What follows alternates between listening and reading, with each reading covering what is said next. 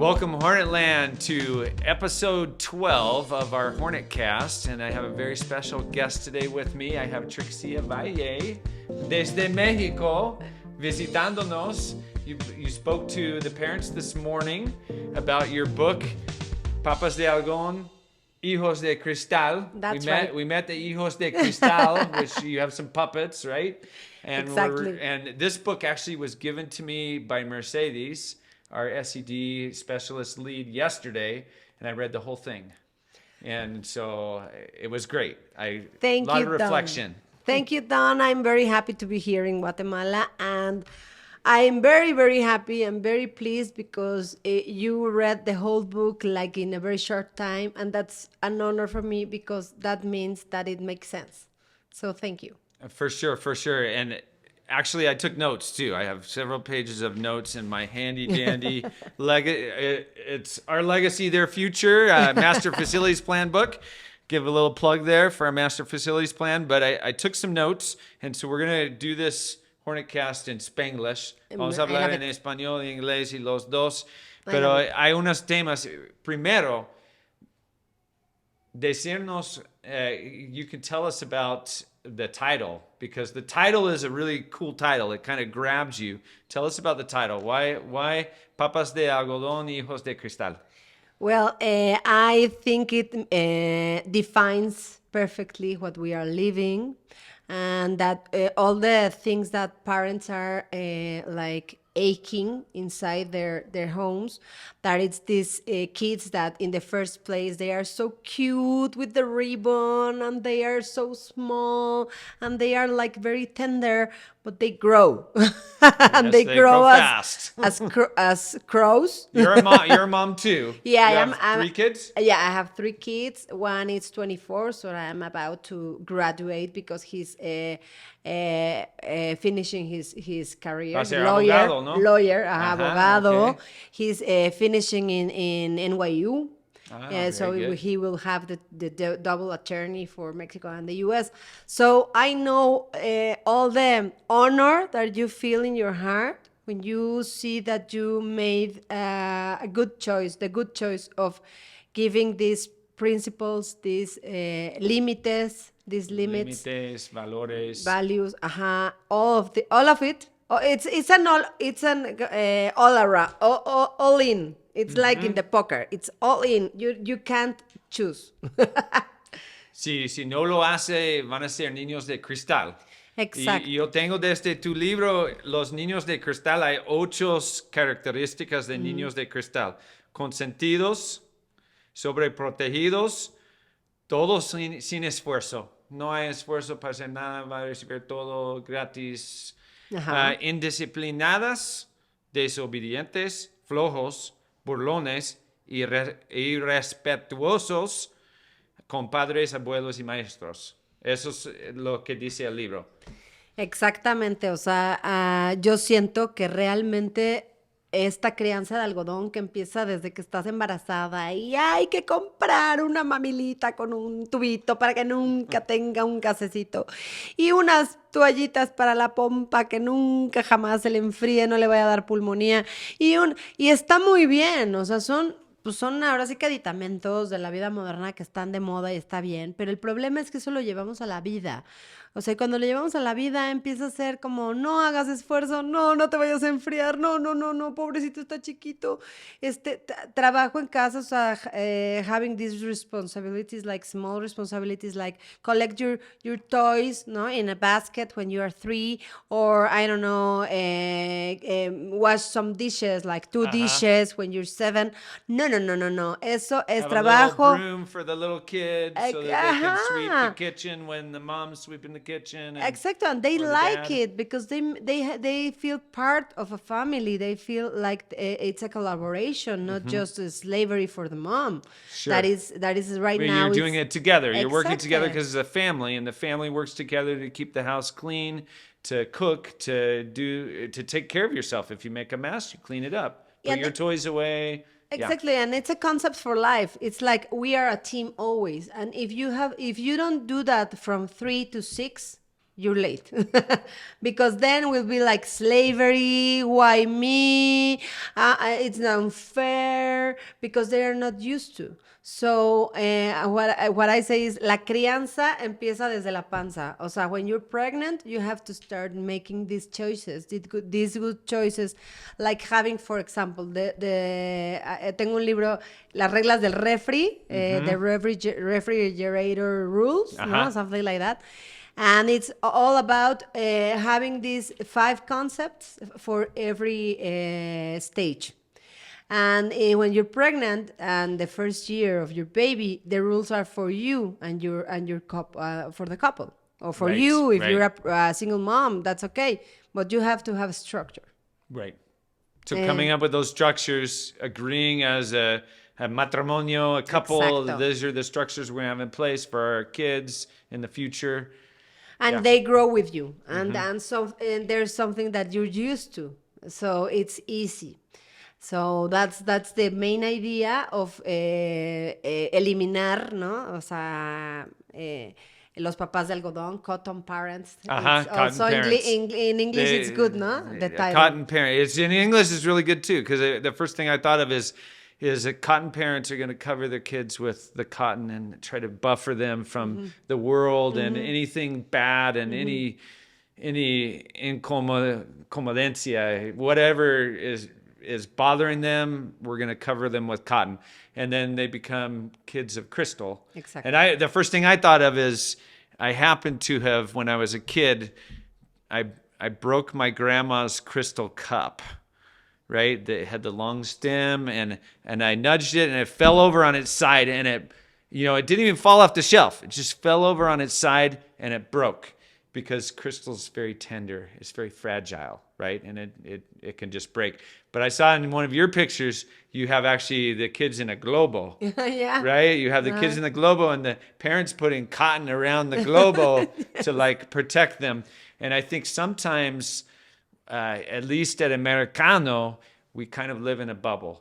Yeah. Where we have this bubble where it's not like real life. We protect it and we say, this is this and this is this, and we maybe enable our kids a little too much. My own kid included. He's a senior this year, and when I read your book, I was thinking about me as a padre de algodón con mi hijo, mi último hijo, my spoiled kid, right? And so really, I think reflecting and trying to think, what can we do to maybe set firm limits? And in your first chapter, you talk about guilt and love, and how that's the worst combination, and how the pandemic has even made it worse, where we're really raising kids of crystal in this moment after the pandemic because we feel guilty about the pandemic, and how if we have guilt and we have love at the same time, then we don't set limits.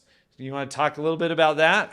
I love it, because I think it's like when you see these witches with a caldero, The cauldron. The cauldron, and you put some ingredients. Right. A lot of fear of losing your kids in the pandemics, or pandemia. A lot of this guilt of not saving. Why did I brought a kid for the pandemics and the war and the world and the Martians and the whatever thing will happen, no? And the other ingredient, that is your own life, that it's broken. All for of your some guilt causes, from your own. Yes, divorce, or not having enough money during pandemia, or not having these spaces to go out and to be arrested for 2 years, because it was like being in jail for 2 years. Right. So you put all these ingredients in the calderium. Cauldron. And then the witch, now you start mixing, and you came up with this crystal kids with the cotton parents, because afterwards you say, okay, we are now getting back to life. but I saw sometime that the teacher was yelling during the electronic class, the digital class, the classroom, the whatever meet or whatever thing you had. And I saw this, that it was wrong, and a lot of judgment from the parents to the teachers. First, they were the heroes. Whoa, they keep doing these lessons with the Los classroom. maestros. Los Ajá, maestros, sí, where porque they son en persona y no es virtual. Y gracias a Dios los niños no están en la casa. That was year one, and year Ajá. two was like, oh, I don't like the way he teaches because I think her voice is too loud, and a lot of judgment. So when they came to again to this reality life, it was like be careful, the teacher, the other kid, be careful because you have to wear the mask, even if you were in person in the classes in 2022. So more fear, more judgment, more ingredients. So what I say Esa is es la Doña Cupas. Doña Culpas. La Doña Cupas. For my in your guilt, book. for my guilt, everything Uh-huh. I do wrong, and I come and I didn't was early to have dinner or to make homework with them, whatever. So she starts like avoiding all the responsibilities, and then what happens is in violence because every person has a limit. Right. So when you like exhaust the limit to some point, you will explode.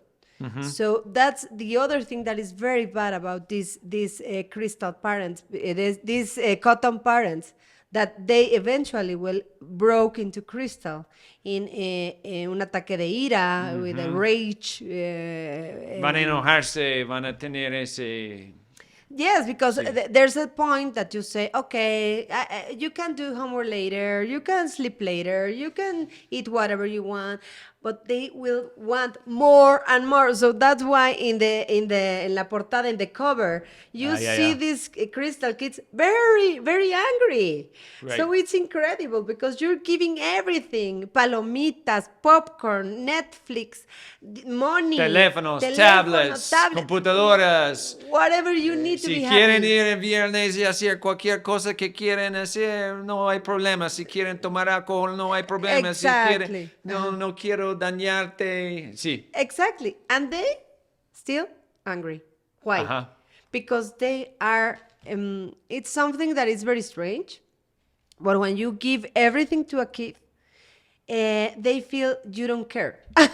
So it's like the opposite. But if you give them limits, they feel like you care. They feel, oh, my parents care. I'm important. They love me. So the limits, las reglas del refri, it's a way of saying, I love you so much that I will not let you get destroyed because I love you so much that I don't care if you're upset today, but you will be grateful tomorrow. And I am willing to pay the price of having you in a bad mood because you didn't went to that party, that I don't like the kid because I know that there are some things that I don't feel that are good for you, and I will pay the price of having you upset for the whole weekend because for the future it will be better. But today, that price, many parents are not willing to pay, and then they are paying later, as we see in this very good serie, ¿cómo se dice? Adolescence, Adolescence. from Netflix. It's 4 chapters that shows you the price that you have to pay if you don't put these limits. Right. And there's clear psychology behind it. There's clear research behind it. Yeah. That putting limits, firm limits, caring, and like you said, we say, I know, I love you very much, but this, and you're going to be upset, but this is the limit. You're going to thank me later on. And in fact, I think in your book, you talk about nuestra influencia como padres, that there's 3 things that we keep in mind. What are the 3 things? You're the expert. Control. Presencia. Amor. Esas 3 cosas que tenemos que tener. You have to be present. And I know you used the example of setting firm limits for our kids, but as a school, I had the opportunity to be kind of a dictator at the end of last school year. I told the community that between the school hours, between 7:30 and 2 o'clock, we're going to be pouching our phones next year. So there'll be no phones. And I knew you would like it because I've read your book, and we're going to talk about phones and tablets and media next. But one of the things that I told the last year's juniors, right, because they were going to be seniors and they were the most angry and the most upset, understandably so, it's their last year. I said, you know what? I love you guys and care about you so much that we're going to do this for you, and you're actually going to thank us. Give us 3 weeks, but then you'll thank us. They haven't been thanking me yet, but when I talk to them, I think that they're healthier. I think that they've been able to be present, because you talked about control and being present, but I think that that's maybe one of our challenges in life now with so much technology, that we struggle as adolescents, as kids, as adults, at being present, at being in the moment, because we always have, oh, where's that phone? Where did I leave that? We always have the messages popping up, and you told the parents today, you keep your phone on silent all the time, which I do also. There's no buzzing, there's no ringing, there's no noise. Sometimes my secretary has to run around the campus trying to find me because I don't answer the phone, but it allows me to be in the moment. So if I'm walking through classrooms, if I'm talking to a teacher, if I'm talking to students, there's nothing interrupting me, right? Yeah. I can be in the moment and be there for them, and I think that lets them know that you care about them. So tell us about phones and kids, and what's the correct age to give your kid a cell phone? Tell us about that, because I know you have a book about this too for kids. Yeah. And it's about, I think it's dragons, right? Yes. The Yes. bad dragon and the good dragon? Exactly. Tell us about that. Well done. First of all, congratulations, because they will not have to pay these very expensive trainings like Tony Robbins to say, keep present, because they will be trained to be present, your kids in the senior year or in the first grade, because if you get used to be connected to people and to your own thinking, you will be great. Because the only thing that makes us successful in life is to be connected. If you are connected, you will be great. Because today is the thing that we are aching. It's something that we don't have. So first of all, congratulations, because it's a big step, a very unpopular step in the first place, but the prices will be like very, very, very great in the short time. I think I'm going to share a secret with you. I think the parents really liked it. Okay. But I think that the parents, some of them have joked around, could they have a pouch for home and the magnetic system? But I think that's maybe where parents need a little advice. How do they set limits for their kids at home with technology? And then when do we start with technology, right? Because I know you mentioned to the parents that your kids, they didn't get a phone, right? Never. They were not going to have a phone. Until 7th grade. So this is the rule. Before 3, no screens, no tablet. Before 6, no video games, because you're making like these good or bad conceptions. It's the estado preconceptual, de acuerdo a Jean Piaget. Okay. That you need to start making these decisions. Good and bad is abstracto. And you're making la parte concreta, operaciones concretas. Entonces, you're starting with gato miau, perro guau, ¿no? And you can't make decisions. So, until 6, no video games. Until 9, no internet by yourself. If you need for homework, it has to be with your parents. And until 12, no cell phones. What about from 9 to 12 video games? What's your recommendation? Only if they are like for their age, and only 1 hour supervising and only 1 hour a day, because this addiction to video games that they come to school like with these ojeras, because they are not sleeping, and the parents say, oh, I don't know, at night he couldn't sleep, and because they have their los dispositivos, the video game, and when you make more than 2 hours in every video game, even if it's very good, the video game, When you try to sleep, what happens is that you keep watching the video game in your mind because the video games are sequences that repeats, and that makes a la programación neurolingüística. So you will go to sleep and you will see ti tiri tiri ti ti tiri tiri ti, and you can't sleep. Right. Even Because if you're it's still Mario. seeing, yeah. Yeah, you see the images, the luz pulsada, alta velocidad, it makes an addiction. The song too. You had the Da, song da, da, in your da, head da, da. because they all have catchy tunes, right? Exactly, That's part of the claro. addiction, right? Exactly. Even Is if it- it's, well, I never agree with the violent, like Grand Theft Auto, GTA, the initials, GTA, Grand Theft Auto. It's about violaciones, robos, criminal stuff, and it's violence, and it's but unhealthy. also sexual stuff. Oh, yeah. Also sexual stuff, and the parents won't believe that. Well, watch one Right. for 2 hours, please, and you will see that they rape people. They have like these padrotes, o sea, with prostitution, and they are like selling women. It's terrible. I don't know why they. That's keep Grand Theft Auto, or? Yeah, that's Grand Theft Auto. Wow. And well, Fortnite, it's about violence, and they have these catchy tunes. So it's the tunes, it's the visual, it's the Images, and the luz images pulsada. keep popping in one's head even when their eyes are closed and they're trying to go to Exactly. sleep. Right? And this luz pulsada, I don't know the name in English. Like pulsing flashes, lights, like flashing. That makes an addiction. That's the element that makes the addiction. Okay. So it's 3, 6, 9, 12. And if you make like, if you respect these times to approach technology with limits, always with limits, then you will be fine, because the addiction to internet and to the images and to the flashy lights and all that, they are becoming addicted under 7. 7 is like the breaking point. That's why my book, I have a dragon in my cell phone, o tengo un dragón en mi celular.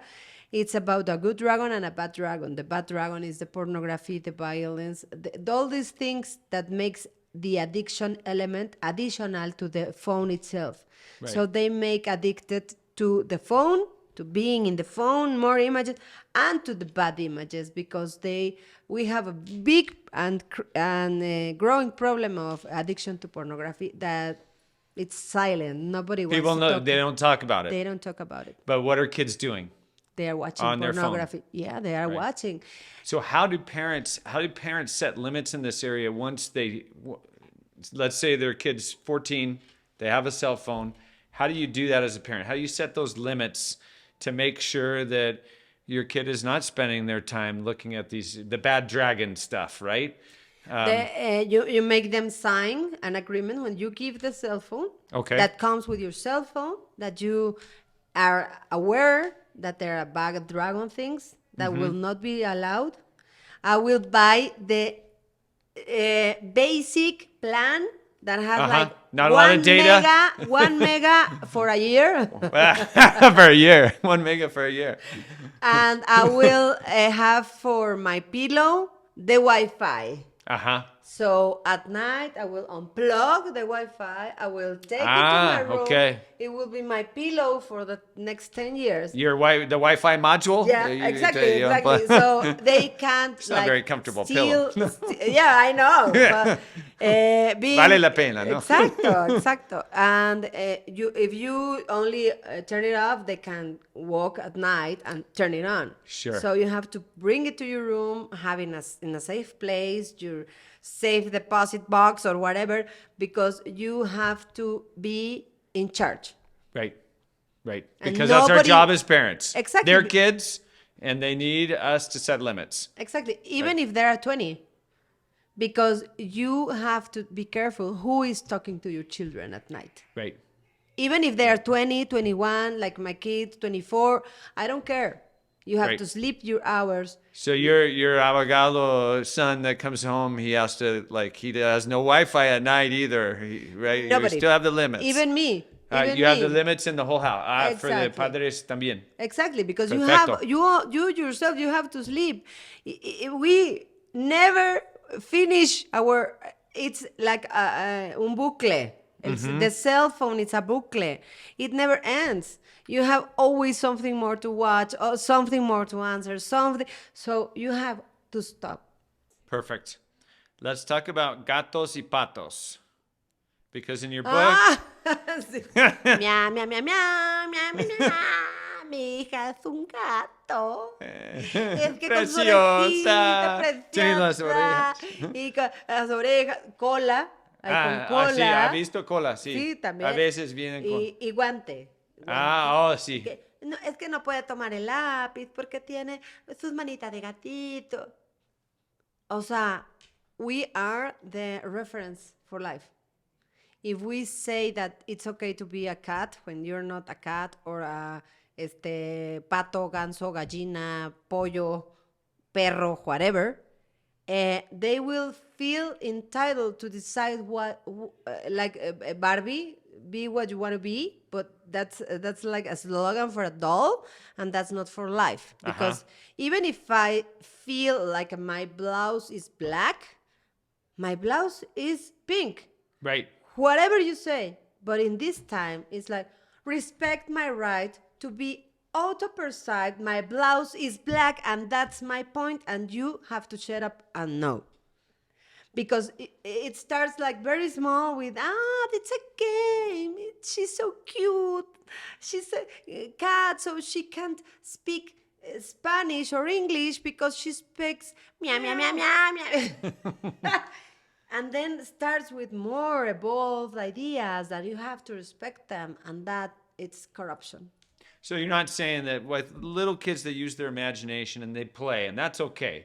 But when our kids get older, we can't treat them like mascotas or like little babies, right? Exactly. We have to treat them, we have to set limits. We have to say, we're not on your level. You did that a lot. And in your book, you talk about that, how sometimes Padres de Algodón, they get down on the level of their kids and they go, and I'm sorry, mijita. I'm so sorry you're crying, but you have to understand that you have to eat your broccoli to be strong. And you get down on their level, right? Am I getting it right? Exactly. You're better at it than me. But Exactly. we're actually at a different level as parents. And we have to, as you said earlier, we have to have that control. We have to be present, and we do it with love. Those three things are the qualities. And then our kids respect us and love us. Exactly. And are more obedient and are not all those things I listed at the beginning of the Hornet Cast, right? They're not disobedient. They're not disrespectful. They're not lazy, because they learn with those limits that you can be successful. Exactly. And we are here, Don, to save lives. To save lives from delinquency, from addictions, from unhappiness, from desertar la escuela, o sea, to make your career, not finishing your career, not having a profession. We are here to save lives, because only a person that feels in the mirror successful, complete, with a purpose, with discipline, with self-limits, it's a person that will be functional in life. And we are here to save lives, because these parents that with all this love, they are making this very, very terrible choice of having the kids in a bubble, giving everything. Some are like in Mexico, for example, they do it like to show off. Incredible. They give a lot of stuff like a Ferrari to a 15-year-old just to show off. Because I am so wealthy that I can do that. And you're so crazy. Why would you give a 200 no sé cuántos kilómetros fast car to an adolescent that can kill himself with the car? Come on, just to show off. So I think this is worldwide. I think this is, for example, the Oscar film, Anora. I think it's another must watch to the parents, because it's the totally cotton parents that are the Russians parents, and how they break their kid by this ay, no sé, extra ultra consentimiento, no sé ni cómo se llamará en inglés, o sea, that it's overwhelming, they give everything, whatever, whoever, at the point that he will break himself into pieces. Porque son niños de cristal. Ajá, Son but niños de cristal y van a quebrar. Van a totalmente. quebrar. And Va a we- llegar ese momento en que van a quebrar. y estamos aquí para salvar vidas. Para salvar esas vidas que sean con un propósito, que no se destruyan, que no se droguen al punto de caer en un coma de alcohol, de drogas. O sea, estamos para guiarlos. Uh-huh. I think this is an important conversation for our community at Americano because we have 1,820 kids. They're all precious. They're all important. But we work at, what I always say is we work as a team. It's the school and the families together that are raising the kids. But if we have the school or the family that's not on the same page, then we can become maybe escuelas de algodón, right? Or padres de algodón y escuelas de algodón. And we don't want to do that. We want to work together. So one of the topics I think that's always a hot topic in schools is bullying.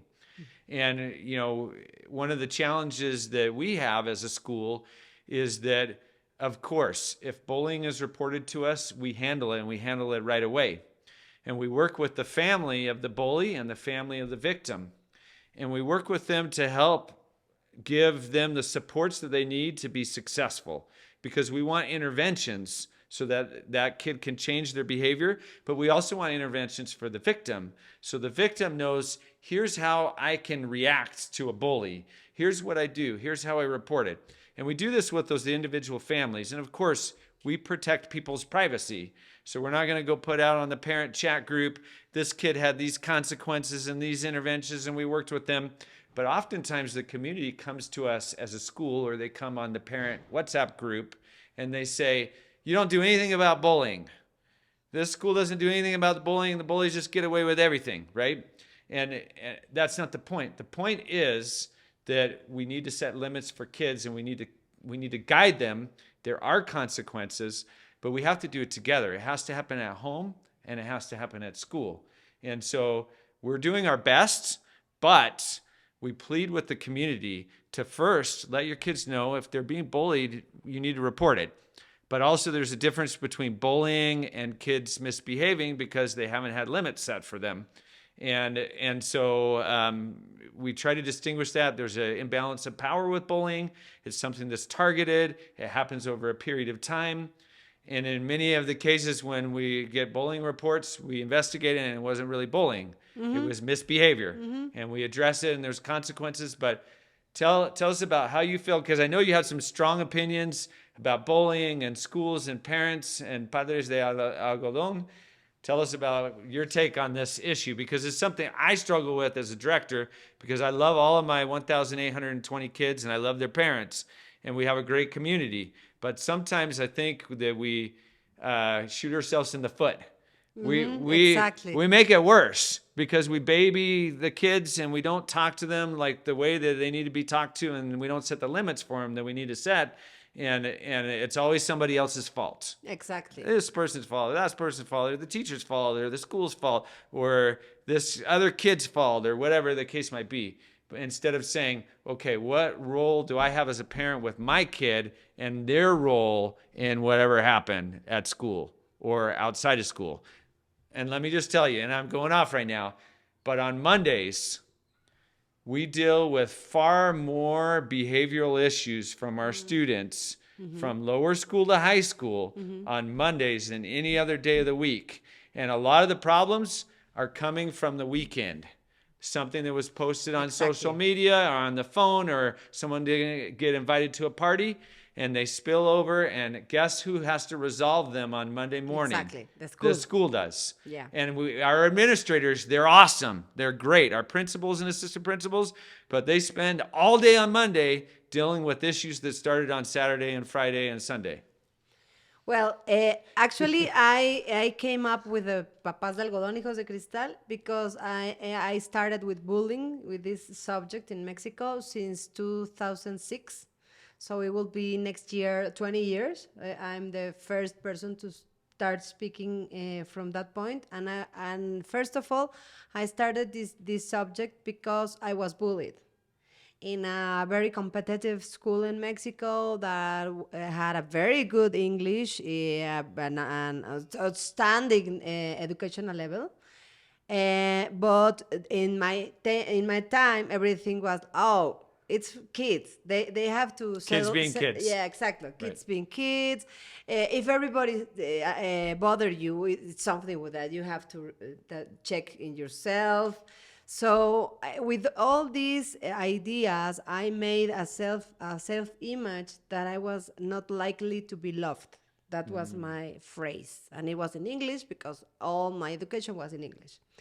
So when I realized that as a teenager, that when I had an accident that I almost died in that accident, driving very fast my car, I realized that it was because I didn't love myself, so that I drove so fast. So I learned three things.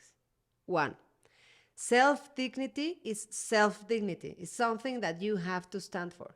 Even if you're the mother that comes and yells to the principal and whoever because your kid is being bullied, if you don't give these self-dignity tools to your kid, he will be bullied here or here or here or here.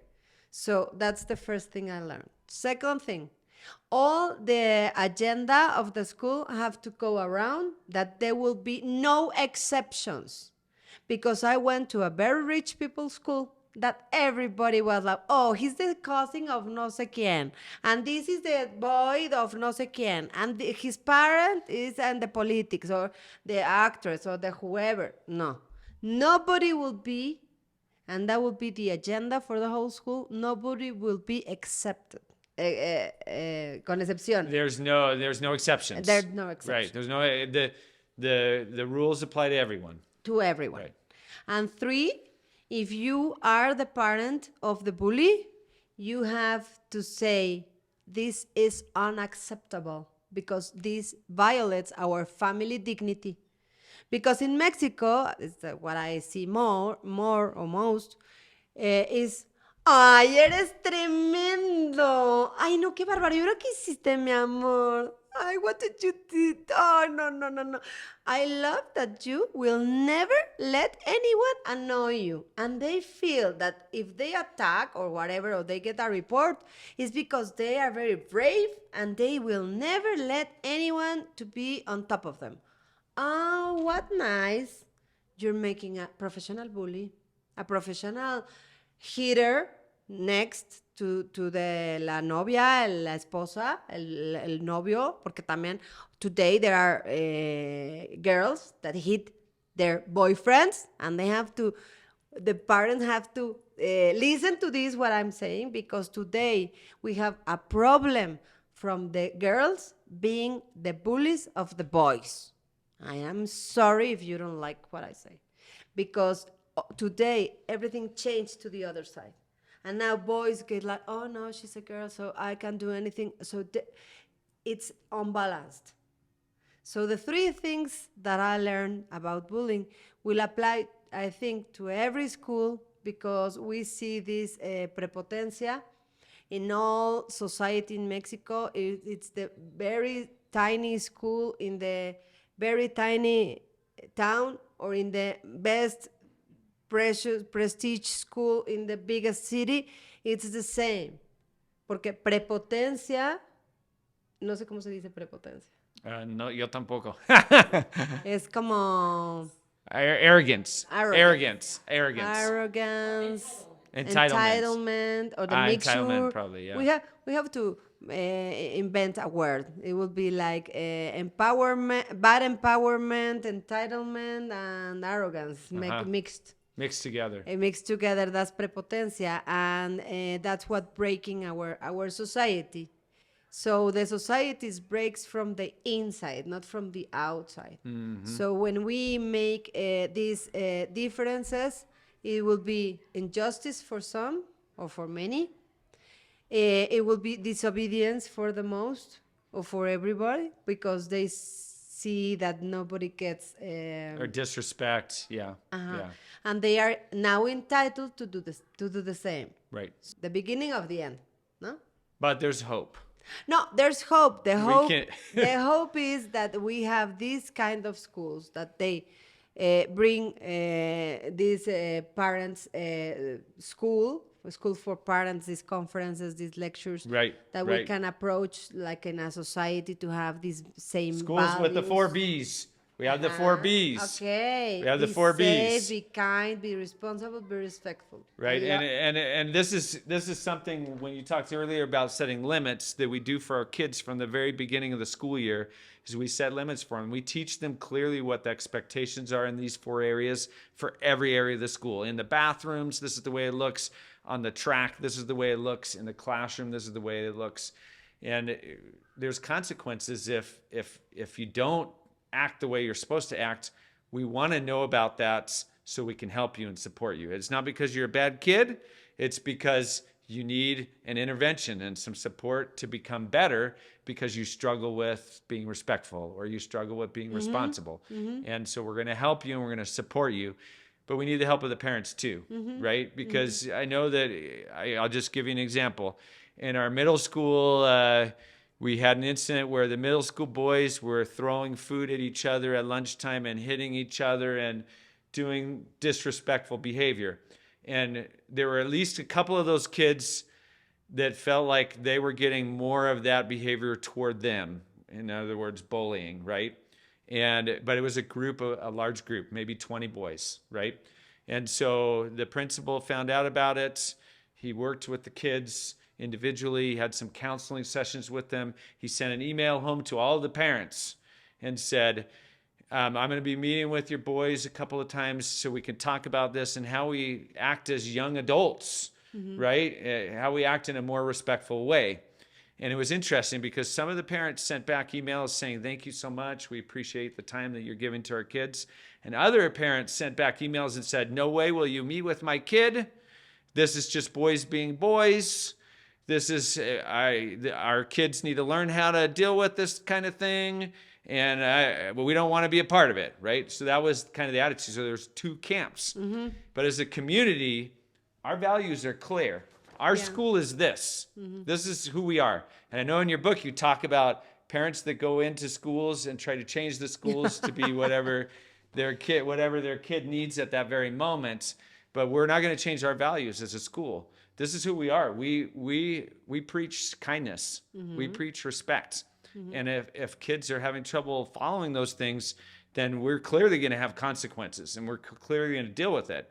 And so we just need our parents to understand that we have the same values. I think at home they want their kids to be the same 4 things, right? I mean, yeah, well, you will be hopefully. crazy. You will be crazy if you don't want that for your kid. Right. Because I think, well, first of all, o sea, again, congratulations, because the first thing is to have these very, very clear things, not the reglamento like this, very simple 4 or 5 rules that comes with these values, no?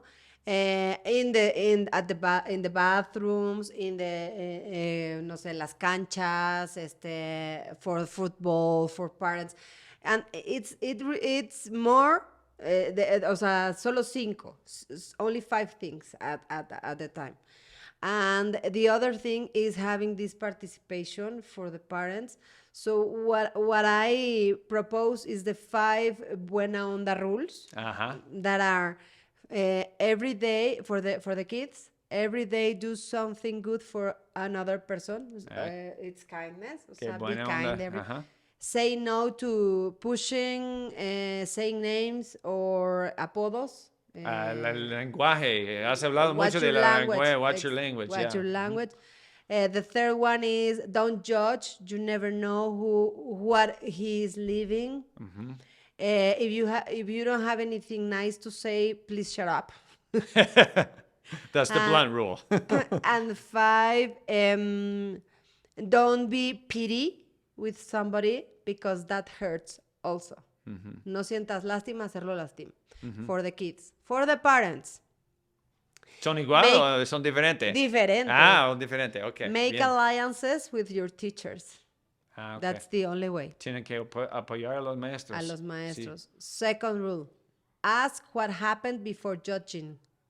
Okay. ¡Ay, esa escuela no hizo nada! ¿Dónde está el suéter? ¿Por qué? ¡No puede ser! ¡Ay, no, perdón, profesor! Es que se le olvidó en básquet. Ah. 1000 perdones. Ya cuando hicieron un escándalo en el chat, Sí. pregunta, ask first what happened and please ask to the school, not to the chat. Right. Three, firmeza sin violencia. Be firm without violence. You don't have to hit anyone. That's like for the cavernícolas. O sea, hitting a boy, a girl, or a teenager is like being in the age of the caves. That's nothing good. Caveman. So it's being firm without violence. Right. 4, give your kids 10 minutes a day, but connected, like in the American football games or whatever, NFL games, that it's like 15 minutes, that it's like 2 hours. Yeah. Because every time you disconnect, you have to stop. And you have to... So uninterrupted time with your kids. Exactly. Where it's just me and you for 10 minutes, each kid. Each kid. If you have 6, it's 60 minutes. Yeah. So it's this very quality, valuable time, just you and me. Like we are right now. We are totally connected because we are... Everything in our mind is only this interview, the same. And 5, make your example positive, please. Don't yell! Don't smoke! Don't do drugs or alcohol. Please, if you have something to say to your kids, you have to do it yourself. And for teachers, 5 different rules. Good. Excellent. The teachers' rules are... empower your kids. One word could change a life, and we are here to save lives. Yeah. 2, don't speak bad. No hables mal de tus alumnos. Don't criticize your alumnos with your students with another teachers because they prejudge. 3, make your example a positive example. If you say no drinking in your classroom, even if you are like, you have to get out, drink some water, and come back, because if not, you're breaking your own rule.